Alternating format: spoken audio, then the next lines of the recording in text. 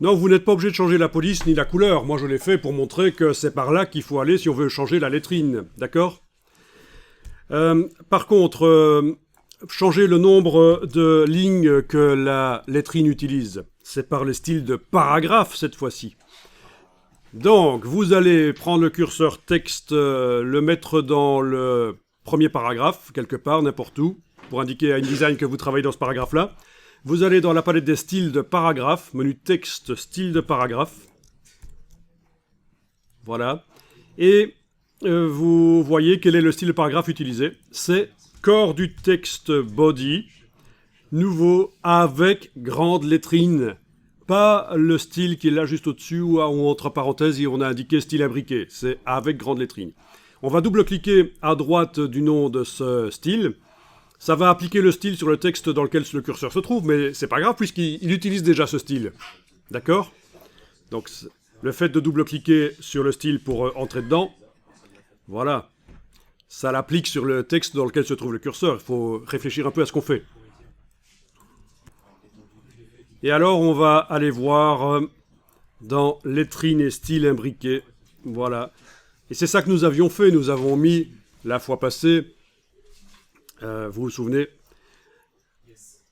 un style de caractère grande lettrine qui est utilisé par la première lettre, le premier caractère du paragraphe. Je vais passer éventuellement sur... je teste sur 2 lignes. Essayons sur 4, c'est... Non, sur 2 lignes, c'est bien, voilà. Sur 2 lignes, ok. Bien, bien, bien.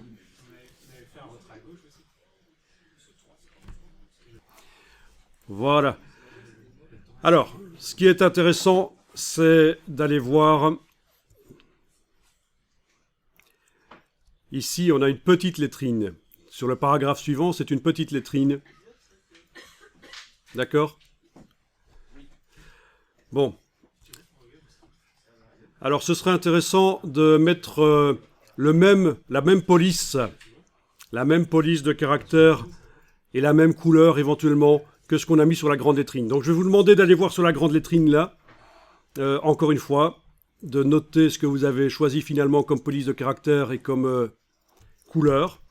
Donc format de caractère de base, je suis dans le premier paragraphe.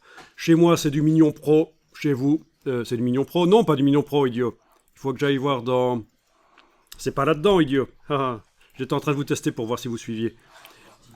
Oui, c'est dans les styles de caractère, le caractère de la lettrine. Ok, je clique à côté de tout avec la flèche noire pour que rien ne soit sélectionné. Je vais aller double-cliquer sur une grande lettrine. Ben oui. Format de caractère de base. Apple Chancery, ici. Je sais pas, vous le devriez peut-être l'avoir. Mais vous prenez ce que vous voulez. En tout cas, il faut noter ce que vous avez choisi. Et comme couleur, ce serait pas mal aussi de mettre la même couleur. Voilà, c'est la couleur un peu dorée, cacadois. Super. Bien, et ce qu'on va faire ici, c'est que pour la petite lettrine qui est là, en bas de la première colonne sur la page 6, peut-être que c'est passé sur la colonne de droite, parce que les colonnes sont chaînées.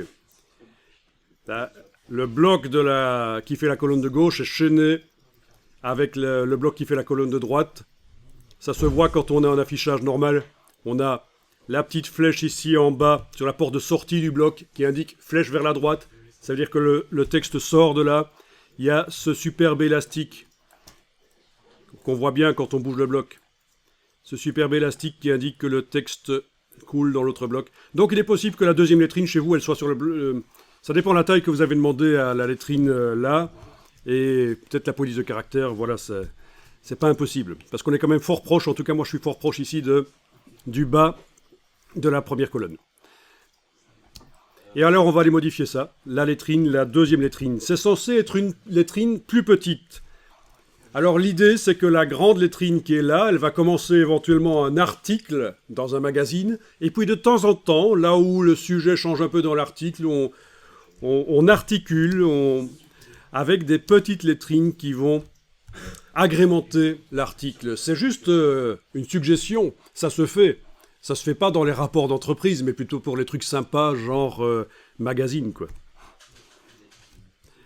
Ok, donc je clique à côté de tout avec la flèche noire, rien n'est sélectionné. Je vais télécommander les styles à distance par les styles de caractère ici. Donc, nous avions Nous avons ici petite lettrine, enfant de grande lettrine. Ça, je suis pas certain que vous aviez fait ça, hein, des parentages de lettrines. Petite lettrine, enfant de grande lettrine, vous double-cliquez à droite. Je vous rappelle que j'ai cliqué à côté avec la flèche noire, hein, j'ai rien qui est sélectionné. Hein. Attention. On double-clique à droite du style de caractère, petite lettrine, enfant de grande lettrine. On va aller voir le format de caractère de base. Je vais aller mettre Apple, dans mon cas, Apple Chancery, voilà. Et au niveau de la couleur, je vais aller mettre la couleur, la même que pour l'autre lettrine. C'était la couleur dorée cacadois. Vous choisissez suivant votre humeur du jour. Voilà. Et alors, un truc qui serait intéressant, c'est que visuellement... Ah tiens, c'est pas la même couleur. Ah ah. Quelqu'un sait pourquoi?